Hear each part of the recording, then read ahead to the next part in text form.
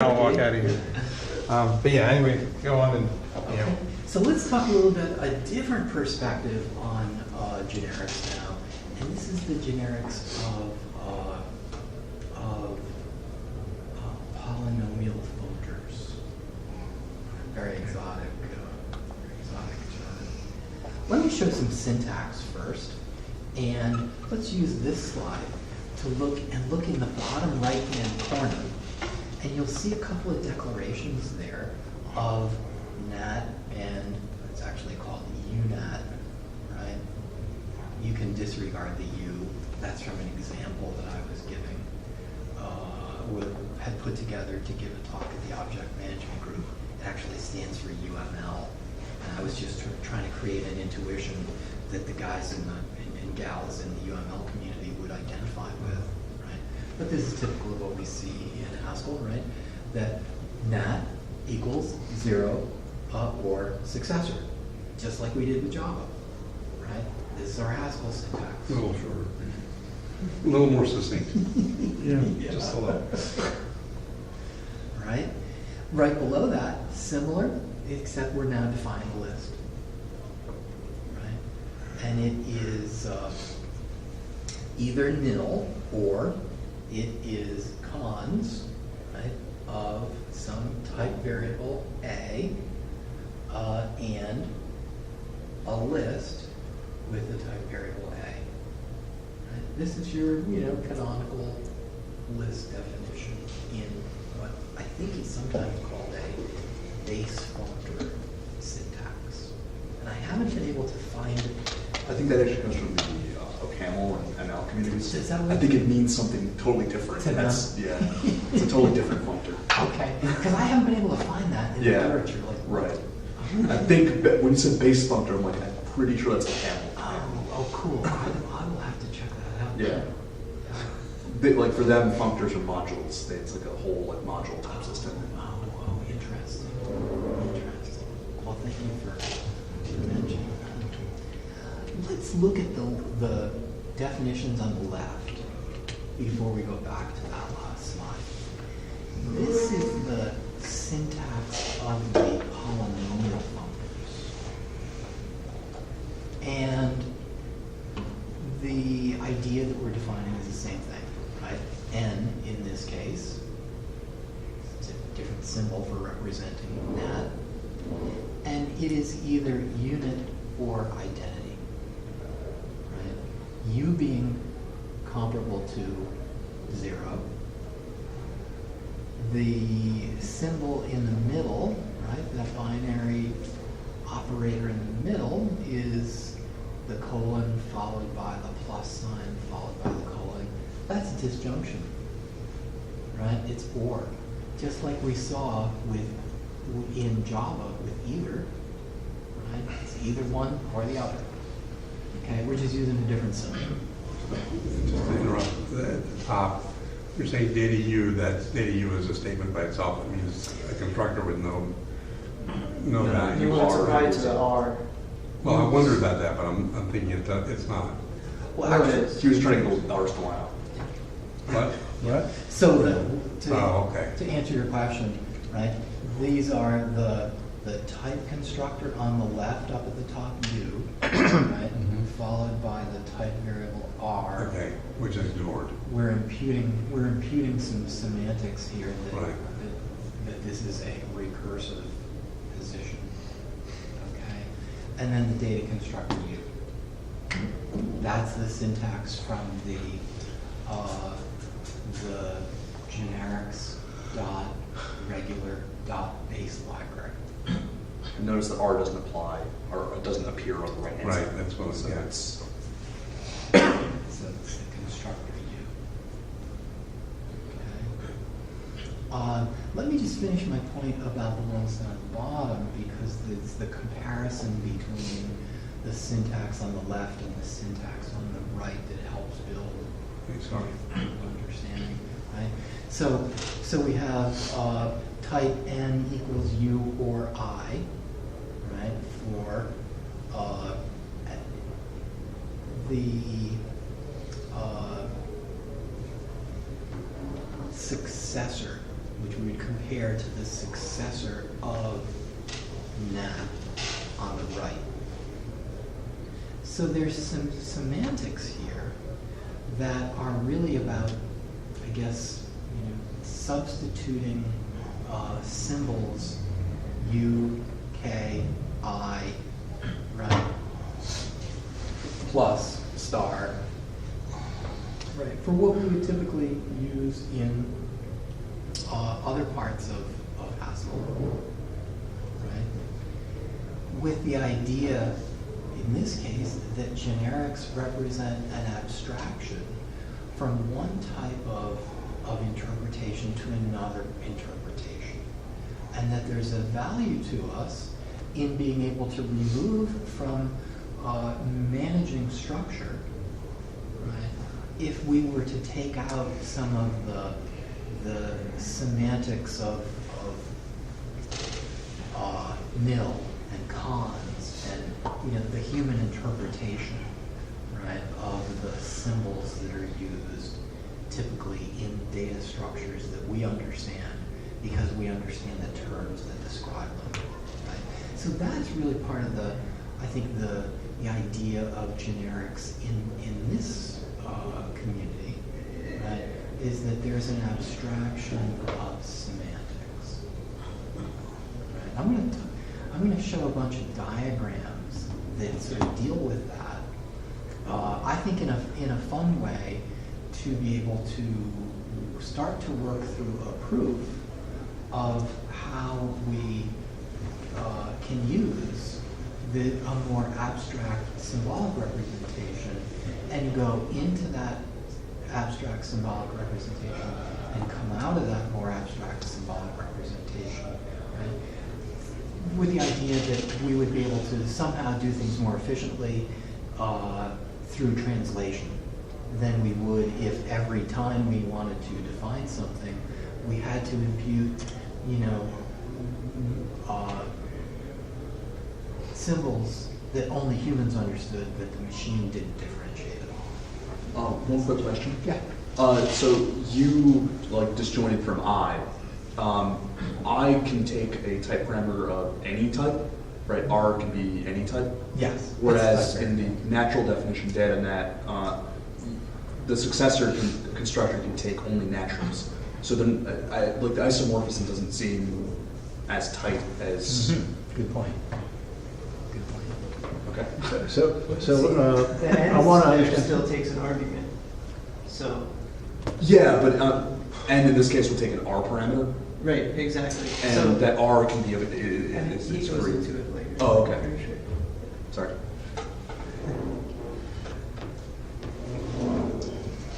Well, I didn't understand the thing that everybody agreed with, so I hadn't kept up with what he was saying. So could you restate it? Oh, I was just pointing out that the two types that he's saying are the same aren't quite the same. There's a difference between them, which is that R parameter that I has, is data I, R equals IR. That R isn't constrained at all. It can be any type. It's like the question mark in Java. Okay. That's right. I see that because it's being used in multiple places right here. Okay. Well, no, it's because you haven't specified any constraint on R.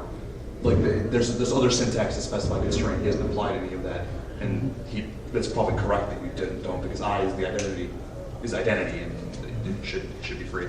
But when you specify the natural, like UNet, notice that U successor can only take U. That's what it's pointing at. So it can only operate on other natural types. Okay. And I was just wondering if that was intended.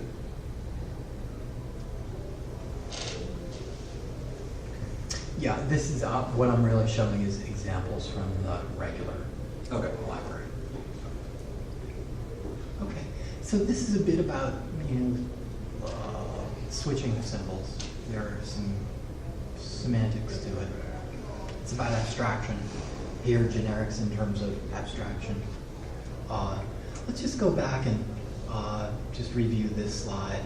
Okay, I show that the constructors that are introduced. And show that another example, right, type synonym for the definition of natural numbers. Okay? Let's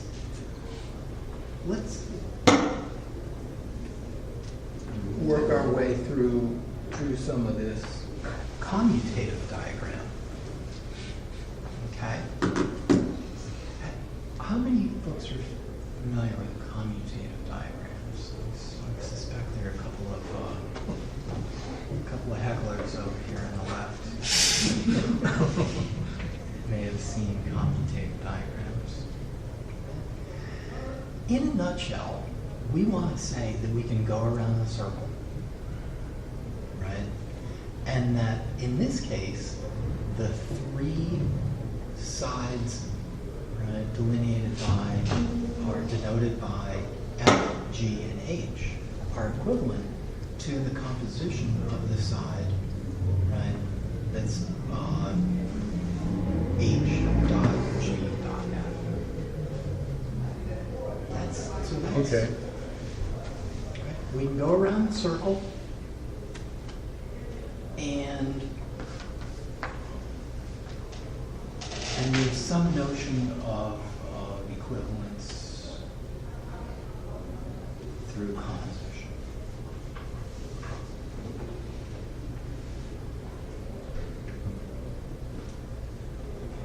Okay, so we had a syntax. Let's look at the left side. And you remember we talked about defining UNAT in Haskell with as a data constructor of natural numbers. And we hypothesized that there was an equivalence between that and the other polynomial functor syntax, which is U, right, disjunction. And we're saying there's some, right? So how do we get there if we're going to use composition to show that? Well, in these commutative diagrams, we show functions, and here's a case where we show a function f, where we take the values from UNAT to the disjunction unit, or, and either, excuse me for not introducing either. So either is a disjunction, which is, you remember, as left or right. So it's either unit, which is actually in Haskell the symbol of the parentheses, right, with nothing inside it, or UNAT. If you look down in the bottom left, I actually show the definition by case of that function f. The type, you can see, is the same as what's written in the top right-hand corner of the commutative diagram, right?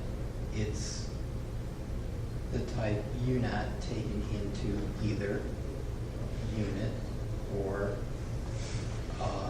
UNAT.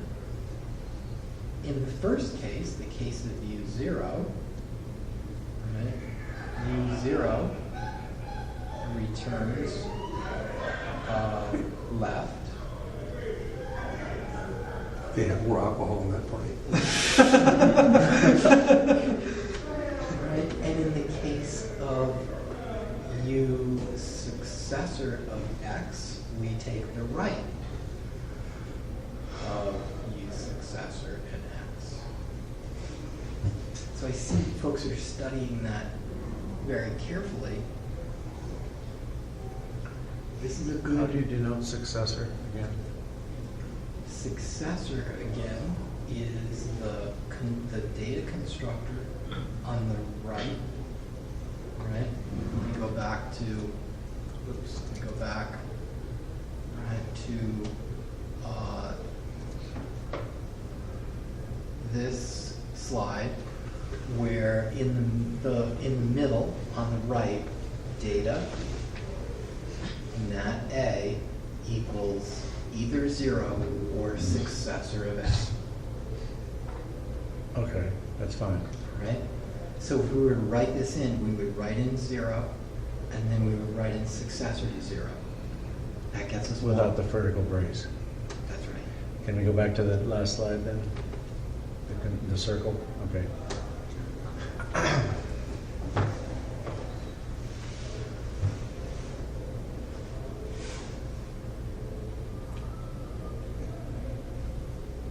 Okay, so that f, we've defined the function f. Yeah, no, I understand all the way. Okay. In Haskell, you typically see case definitions. We have two cases, either 0 or successor. That makes up the left column. We're doing this mapping from unat to either. So what you see is on the right side of the equal sign, what we want to get back, right? And what we want to get back is, right, the data constructors for either, which are either left or right. So it's really like, you Just know, matching the, yeah. it's very simple. It's a very simple. Well, no, I match. understand that, but I lost it down on H. I have unit, There's a the function of this. Do I have the syntax in mind? Yeah, I unit should be parentheses, I think, otherwise I don't think it parsed correctly. I'm Yeah, sorry, it's what a- is it? he wrote the infix thing prefix. Yeah, but I was thinking that. I unit, he's applied it to three variables, so like the way that it works out, you can try to apply the disjunction to Yeah. I and unit, like all three at the same time. Yeah, if which you is- remember the colon plus colon has that extra argument. The Oh, R. I guess you're right, that would work out the same. Yeah. Okay. Well, anyway, that was the one I was having trouble with. So really what it's saying is U plus I applied to unit. Yeah. So what actually is shown to commute here?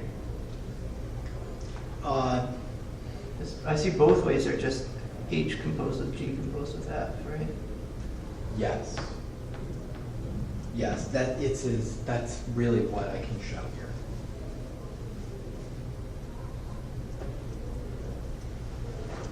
So the columns, if you were looking at the columns, like it turns out that in the first F and G, the top row applies to what we see there, right? And the other conditions,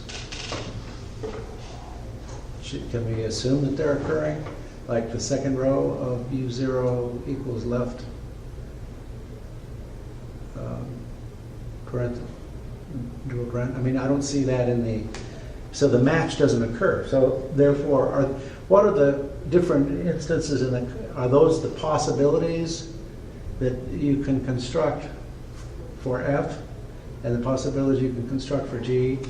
And if one of those is correct, then you use that Yeah. moving forward, right? You take that branch.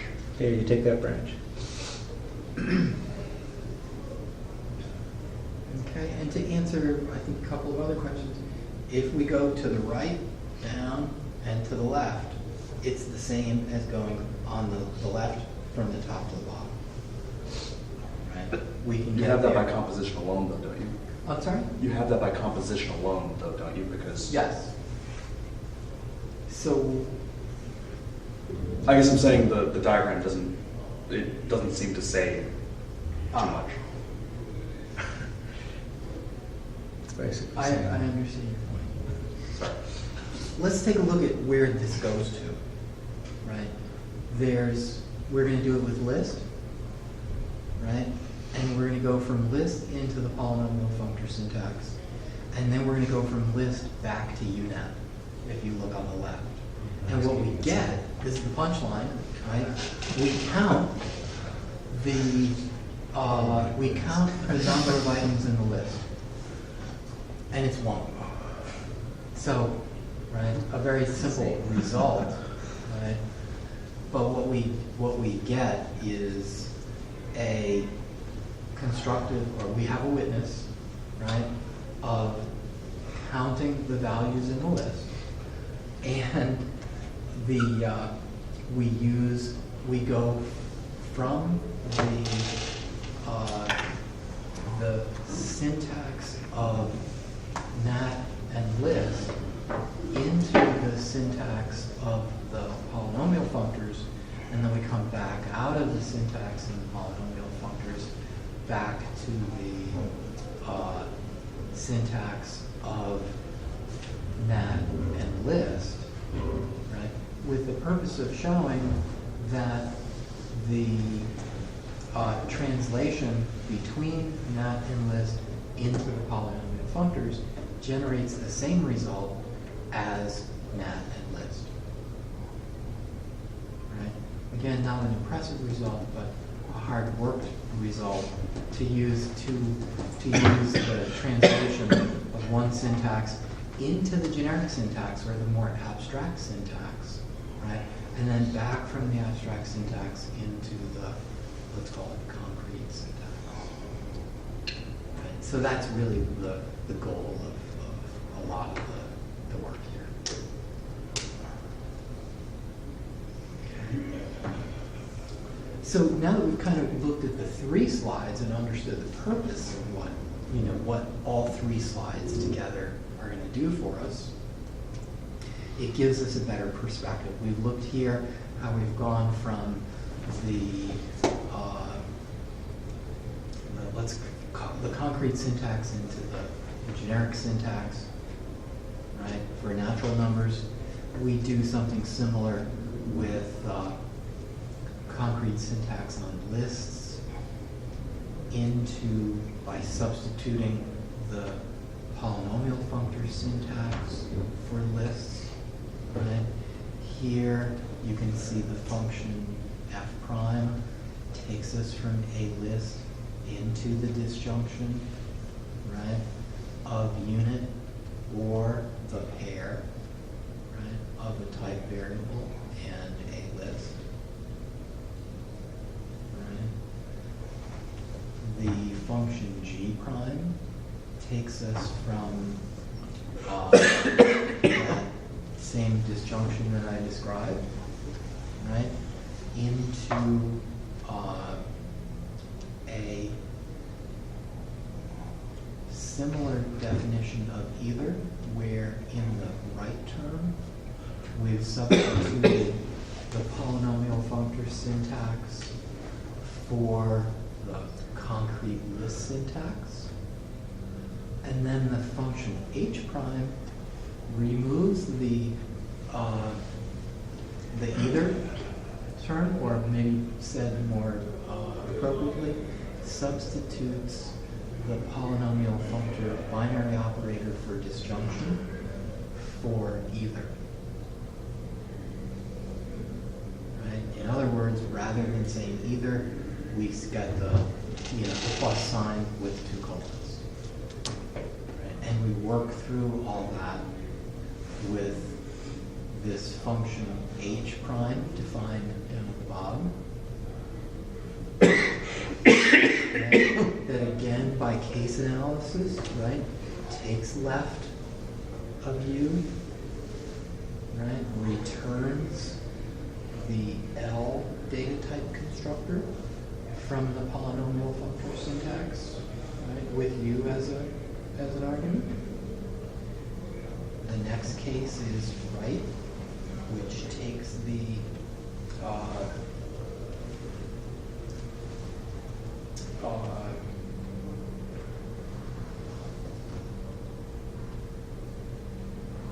syntax of the term on the right, which is already defined to use the polynomial functor syntax, and returns the term constructed by the data constructor R from the polynomial functor syntax, and the list constructed, right, from that same syntax. So it's a lot of substitution and swapping, right, to get from concrete to generic, get from generic back to concrete, right? That's It's really the work that we're doing.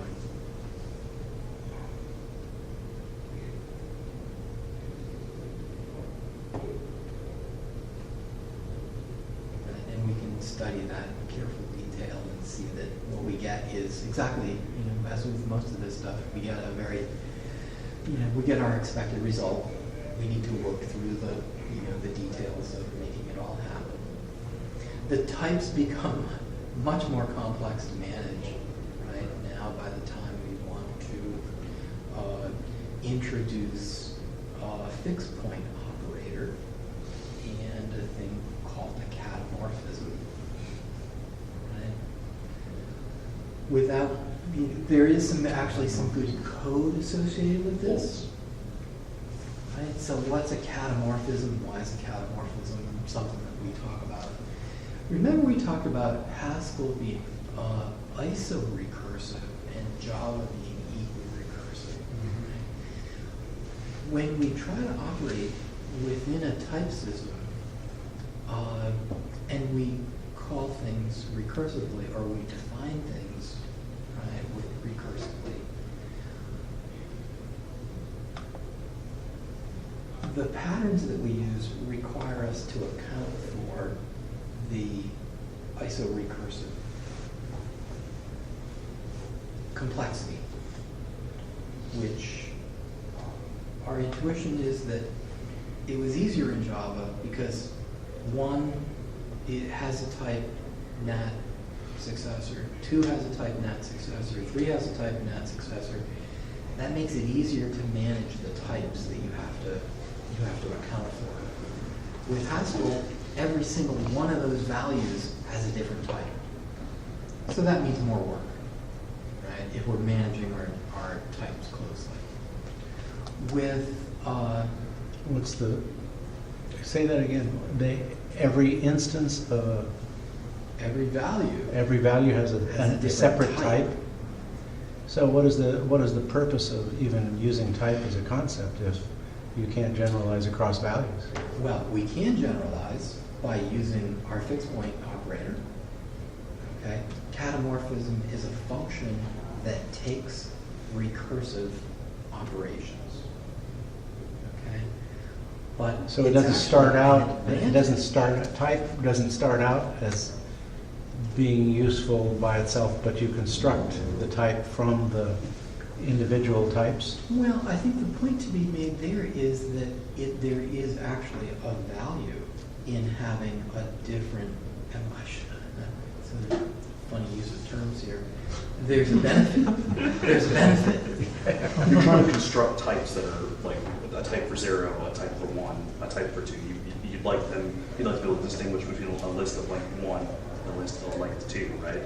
Those are two different things, especially 0 and 1, right? Because you don't want to call head on an empty list. Well, yeah, okay, but I mean like 4 and 5, let's say. Right. I mean, we take 4 and 5, and one of the things that we do as higher level programmers is we use this type to classify that as having a certain set of characteristics and Right. a certain behavior, and that's good because it's a generalization that we can make about these That's two the different value things. level, right? At the value level, they're all type integer, natural, whatever you want to give them.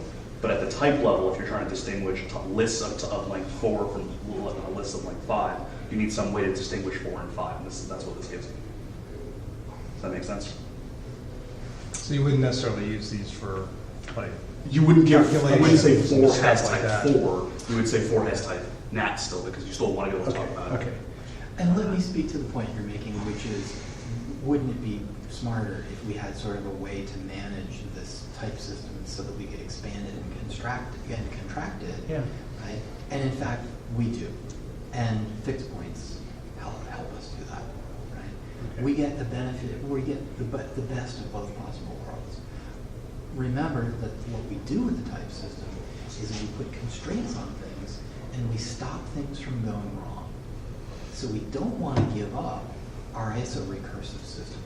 Yes, we don't want to give up our iso-recursive system or the fact that we can establish a type constraint, right, pervasively. Right? We don't want to give that up, but we do need a mechanism to manage, right, that type of efficiency that you're suggesting we need to work with. Well, yeah, types. one of the intuitive benefits of, or the intuitive appreciation of type is that it can apply to a large set of values. And you can, make some simplifications, simplifying assumptions once you can do that. Well, then it has a shared interface. Yeah, okay, is that what you're saying? I mean, it's. So that's what I think you're saying. I mean, I hope that's what you're saying. because otherwise I'm That's lost. basically, that could be it. It could be just a shared interface. It could be, I mean, that seems like the value of a type, or at least one of the values of a type. You know Okay, how so- you know how to do stuff with it. yeah, you understand how to operate on it, its behavior is predictable and understandable. Okay, so that's fine. Yeah, no. This So is you- trying to add an extra million of types, right? Like a we're- validation. It seems. Yeah, exactly. Yeah, I get that. You want to Seems add cool. something that gives more control over constraining the types. If you just let it fly and everything that's a nat is a type nat, then you don't have that control. And you want that control. Okay. That's right. That's right. So that's the equi-recursive types, like in Java, right, where it's nat, $, Yeah, etc. yeah. Or two. Most higher level languages. So let's finish up this slide, and we'll do a time check, and then chart a course for. We'll probably just have a little bit of time left for talking about some similar syntax in Agda. You'll recognize some similar symbols, and we'll look at the good and bad functions. You also, just real quick, you had talked about coming back and talking about the Java code at some point too. If you want to, Yeah, cool. if you want to do a follow-on talk and pick up some things that maybe you don't get to tonight, Cool. along with that would be perfectly Yeah. great. Yeah, cool. Cool. Yeah, love to do that. Okay, cool. All right, so a lot of complexity here on this slide, right? Same basic idea. It's a commutative diagram, right? We go from list, we arrive at nat, we go through the syntax of the polynomial functor, right? In this case, we also introduce this fixed point operator, right? Fixed point operator introduces recursion in the iso-recursive system, right? And I apologize, I don't have a simple example handy of using the fixed point operator, but there's plenty of stuff available on that. It's a good thing to study, and it's quite valuable in terms of working not only with polynomial functors, but with the base functors, right? So that's a good place to do a small project. Is that some notation U over F double prime, or is that? I'm sorry. Is that- what- The F double I think we prime have double doesn't- prime. Oh, okay. Yeah. Can you just maybe give a quick overview of what a fixed point operator is? And Yeah. if you weren't, Yeah, I don't know if let's you do were going to do that Well, or. let's do that, because there's a lot of stuff on that slide, and I think each of the individual points are really valuable. We understand the overall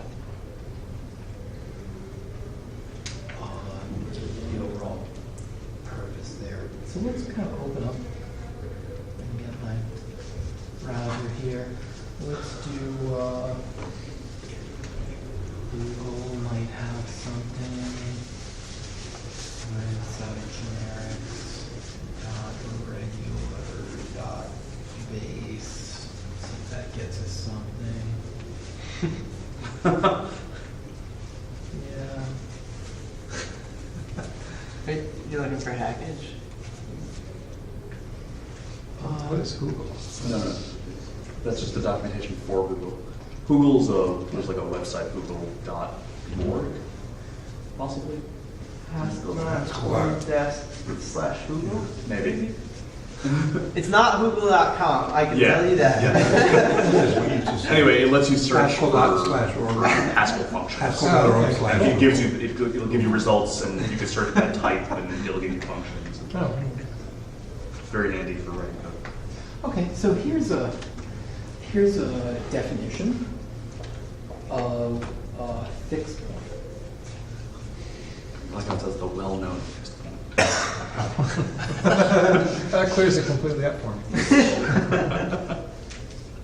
Great documentation. But fairly normal. And it would be worth us, working through, maybe spending a session Yeah. working through something like this. Okay, yeah, if this is, You want me to send a blog, put a blog post up? There's a blog post that uses this to construct like the free functor, oh, okay. and it shows how that can be useful in a lot of cases. Cool, yeah, if you want to like maybe post that Yeah, out to post the it meetup up, yeah. site. It's Okay, an yeah. example of how you use the fixed point to do something interesting. Yeah, I wasn't trying to take you like way off course onto like a whole.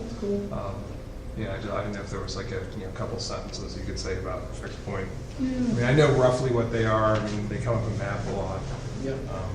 but I'm not totally clear on that in the programming context. When you define recursive stuff, right, basically you would use the constructor in, right?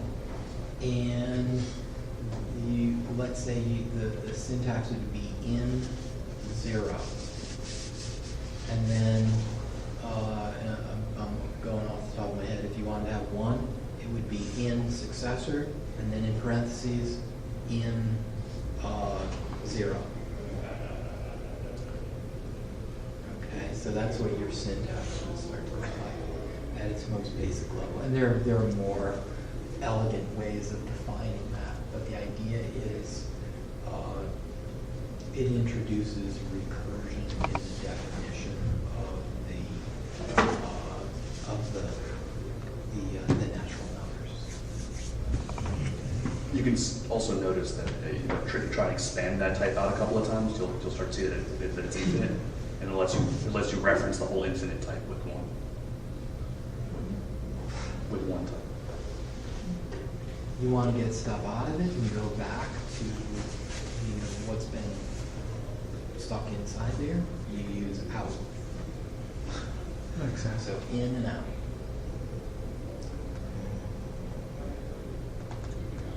So yeah, those are valid. Those would be good to. Yeah. Cool. I've run into a few times where I've tried to use that and accidentally actually generate an infinite type, and it barfs. There is a stack limit to how many recursive steps you can take.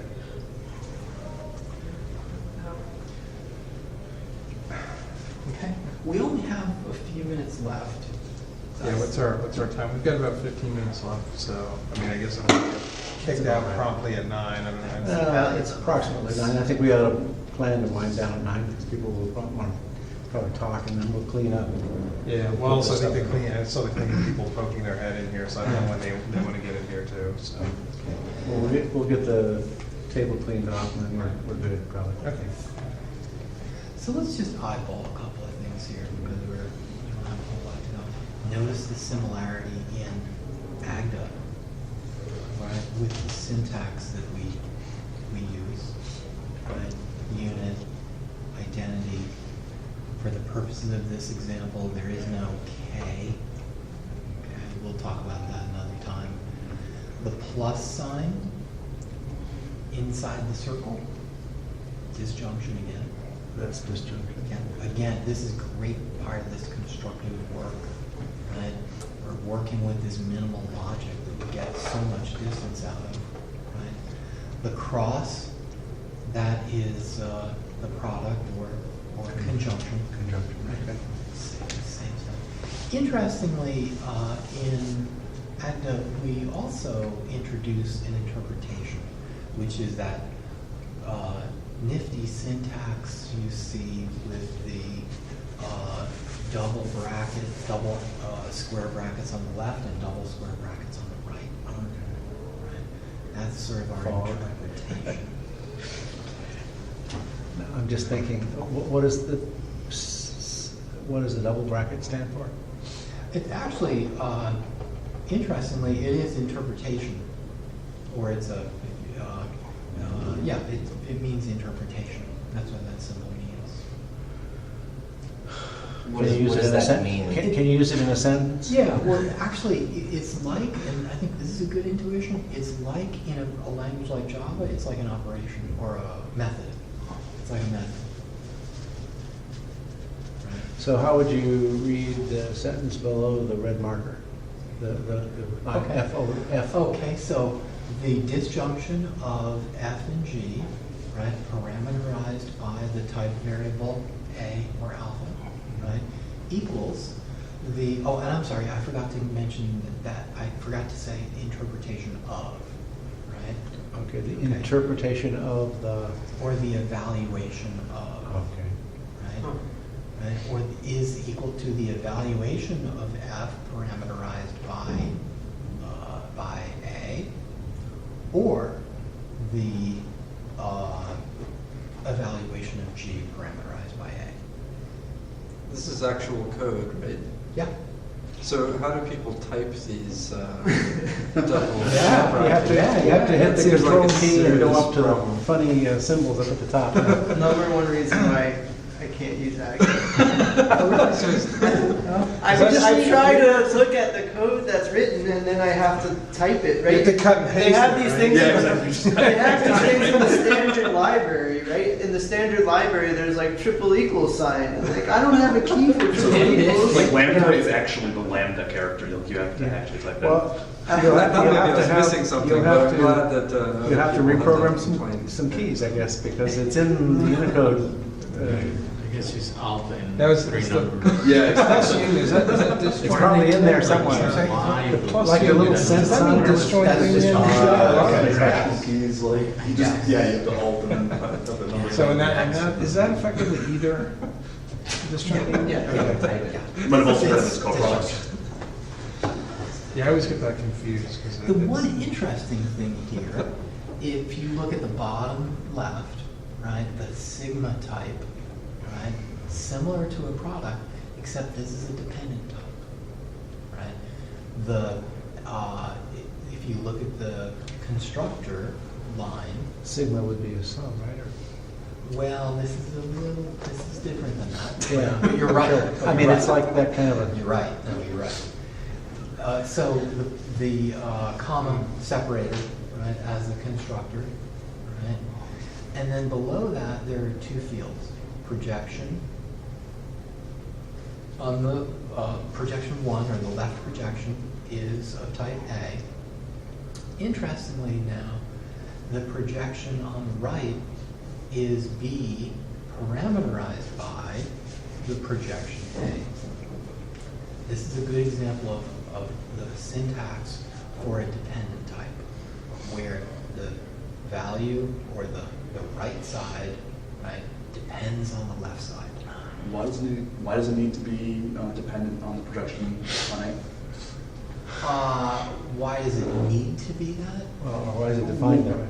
Why is Yeah, why is it defined? What's that an way? example of a type we would understand why that would be being used? Again, so the purpose again is we're putting constraints on stuff. Yeah. Right? And we want to further constrain by creating the association or the dependency between the two. Right? That you can't get the right unless you have the left. Right. That's the gist of it. So it's a Okay, well, let's for example, I'm trying to think of an example. Let's say projection of 1 is natural numbers of some kind, or a whole set of natural numbers. In projection 2, therefore, B has to be of the set of natural numbers. It has to be a member of that set before it can even be considered to be a projection 2. So Is that basically it? scenario. There could be. Go ahead. Can I jump in? Go ahead. The way I think of it is the second type can be indexed by that first thing. So an existential that you might have might be there exists a nat such that, let's say there's a list with that length of the nat. So the A there would be nat, And the B would be a function that takes a natural number, a value of type nat, and then produces a type. And that type would be, let's say, vectors of some type, let's say, with the length n. So then your existential one value you might have of this type would be 3, and then a list that has 3 elements in it. And so this is where you have the constraint, as Rick was saying, that it's not just any pair. Right, the type of the second thing depends on the type of the first. It's not a number and a list. It's a number and a list where the specific values in that second part depend on the first. Yeah, I hear you. I hear you. It's a little mind bending. It's a little one layer removed from my example, but it's I understand what you're saying. It's projection 1 is a constraint on projection 2, basically. We want to stop things from going wrong. Yeah. That's basically, and our type system allows us to stop things from going wrong. Let's just look at one more thing, because we're hitting them. There's a lot of similarity. If you look through these slides, you'll see, a lot of what gets played out in the interactive prover of Agda, a lot of what we already did with the stuff in Haskell. Let's look at bad and good, right? Because we've talked about lists and constraining lists so that you cannot create an instance of a list that is empty, right? And that's what we show here with bad. So stepping through some of the syntax, right? The type of this list is top. We haven't really introduced that, but top we would think of being as sort of like unit. And the symbol after that, the U with the plus in it, right? That's also a symbol for disjunction. Inside the parentheses is the interpretation of a natural number, right? That you might recognize from the polynomial functor syntax that was introduced, right? It's either 0 or 1. Right? And one point that I haven't made yet that's valuable to talk about with that syntax, there becomes an ambiguity because we've abstracted the symbols from a more concrete syntax. We have to manage an ambiguity in the use of these symbols in some cases. Okay? Enough said about that. That's why this interpretation of either U or I is parameterized by n, right? Which is natural numbers. So that's the type. We've constrained the allowed values of the expression. So, lookup I've already defined. Okay, and lookup has 3 what are sometimes called holes. Right? We need to be able to find values that are witnesses to the type. Okay? The syntax of this is, you can see a question mark followed by a number, followed by the colon, followed by a type. Right? Look at the column that says type. That's what I'm explaining right now. Right? So question mark 0, colon n. So the whole 0 is of type n, or a natural number. Right? The whole 1 is of type fin, which are finite types. We haven't had a chance to introduce that, but we'll just have to take that. It's fin whole 0, right? Excellent, yes. So this is in fact a dependent type, right? Just like we saw in that projection down there. We don't have time to talk too much about that. Right. Then question mark 2 is of type vector, right? Parameterized by, this is going to be another message about dependent types, parameterized by top or the interpretation of U or I parameterized by n, on the value in the whole 0. Now, why is this bad? What's bad? If we substitute in the first hole 0, which we consider to be the length, we have a problem because the length of our list of the length, if we have a list of length 0, right, we will never be able to satisfy a proof of this, we'll never be able to satisfy our proof, or we will never be able to identify a witness of the type that constrains this function. Why? Because, like we talked about throughout the course of the night, we want to stop things, we want to stop bad things from happening.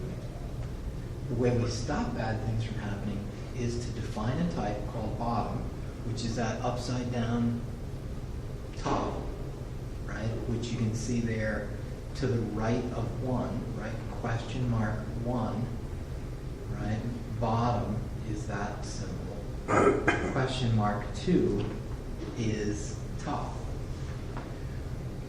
When we see bottom, we know that we will never be able to find a witness to this type because there is no value for bottom. We define that. And let me go back a little bit, see if we have let me just finish this.